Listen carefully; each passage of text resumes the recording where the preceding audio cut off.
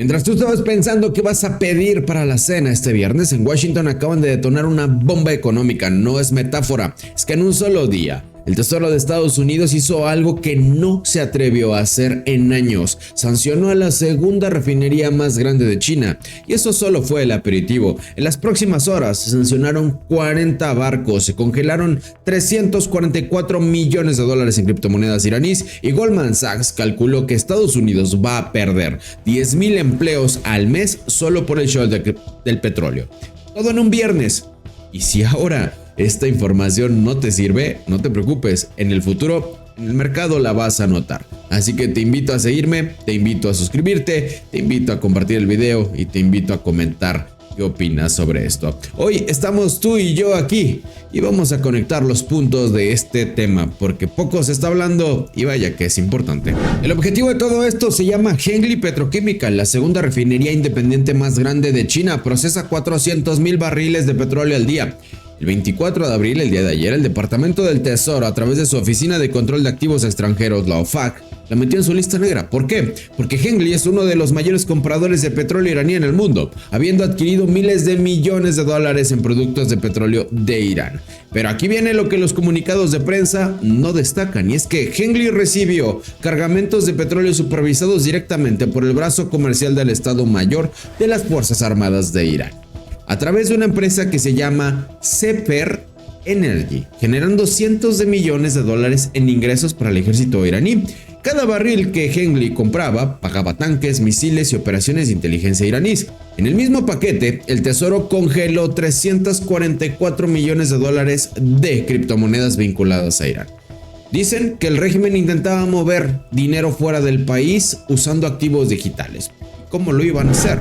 A través del sistema SWIFT. No mames, es incoherente, pero bueno, estos tipos ya sabemos que no son muy hábiles al momento de aplicar sanciones porque luego se le regresan, y lo vimos con Rusia. Pero el viernes no fue un día de trabajo normal en Washington, fue una operación coordinada en múltiples frentes al mismo tiempo. Y es que hay un arma que van a usar. Si crees que los misiles eran agresivos, espera, porque Bessent no solo sancionó a la refinería, Bessent también envió una advertencia directa a los barcos más importantes de China, a los bancos más importantes de China, Hong Kong, los Emiratos y Omán. El mensaje, traducido del diplomático al humano, decía algo como: si encontramos un solo dólar iraní en sus cuentas, les cortamos el sistema financiero SWIFT a nivel mundial.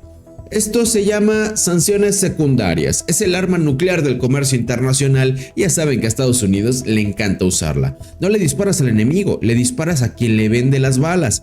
China compra más del 80% del petróleo exportado por Irán. El año pasado, más de la mitad de todo el petróleo que importó China vino del Medio Oriente. La embajada china no se quedó callada. Respondió exigiendo que Estados Unidos deje de polarizar el comercio y de usar sanciones como arma contra empresas chinas. Traducción libre, no olvidaremos esto. Y es que para mucha gente que escucha sanciones a una refinería china piensa: eso no me afecta a mí.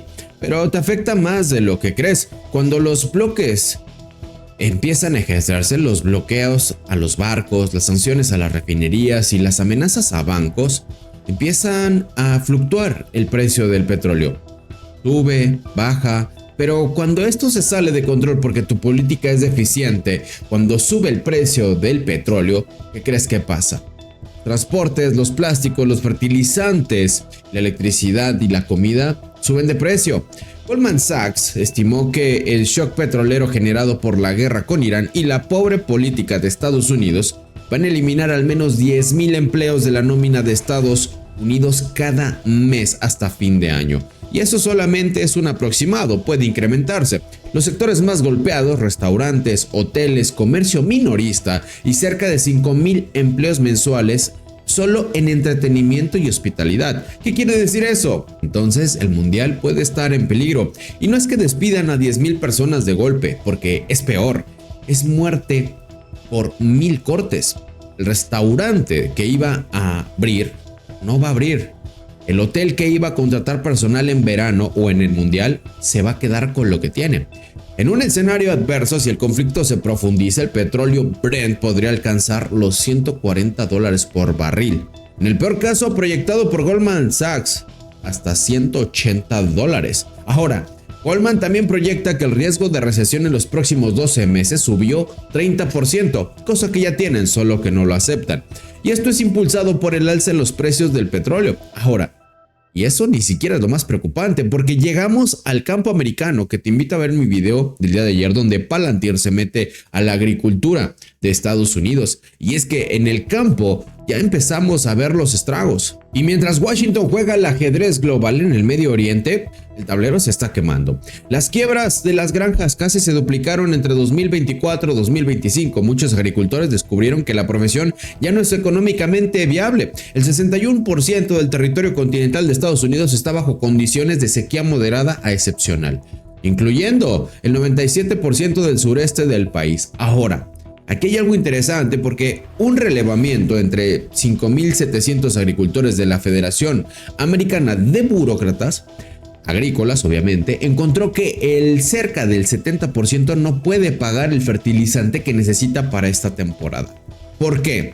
Porque la mitad del suministro global de urea, el fertilizante más comercializado del mundo, ¿de dónde crees que viene? Sí, del Medio Oriente. Y el Medio Oriente está en guerra, pero está lloviendo, pero ellos tienen petróleo, pero ellos tienen el urea. Cada sanción que Estados Unidos firma contra un barco iraní encarece el fertilizante del agricultor de Iowa. Y eso debería empezar a preocuparnos, porque es ahí donde la empresa china a lo mejor no te impacta, pero ¿qué crees? La guerra sí, y que haya este tipo de sanciones también, porque ¿qué crees? China puede responder también con bloqueos. Eso es algo que no se les debe de olvidar.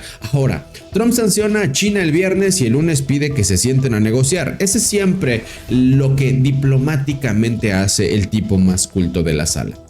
Aquí viene algo que muy pocos van a poder dimensionar, pero si todo esto fuera una película de espías mal escrita, estamos ante un escenario que esa película pues yo creo que no imaginó que se podía suscitar.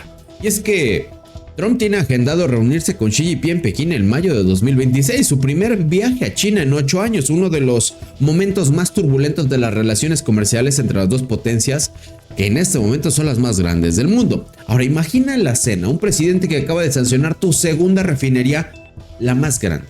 Congela tus criptomonedas y amenaza a tus bancos, y ahora te pide sentarte a hablar de estabilidad comercial.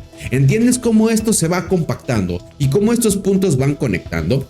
Donde todo culmina en esta reunión. Y es que los analistas del Instituto de Brookings advierten que Washington llega a esta cumbre estratégicamente distraído, internamente dividido y con una guerra de elección en Irán con objetivos poco claros, Y aquí es donde viene lo más preocupante, porque China, en cambio, llega habiendo consolidado su influencia en Pyongyang, en el Golfo Pérsico y en Rusia. Y las negociaciones comerciales con estos países simplemente son en yuanes. Están construyendo pacientemente una posición que le otorga más apalancamiento del que Washington probablemente está anticipando.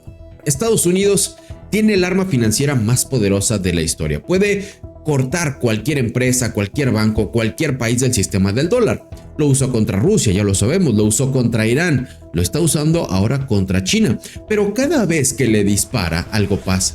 Los países que reciben esas amenazas y esas balas aceleran la construcción de su propio sistema financiero alternativo. El yuan digital, los BRICS, los acuerdos de petróleo en otras monedas. La pregunta no es si Estados Unidos tiene razón o no en estas sanciones. La pregunta es cuántas veces va a poder usar el arma antes de que el mundo le deje de tener miedo. Porque si algún día pasa eso, ese día va a llegar a tu gasolinera y tu supermercado y a su nómina.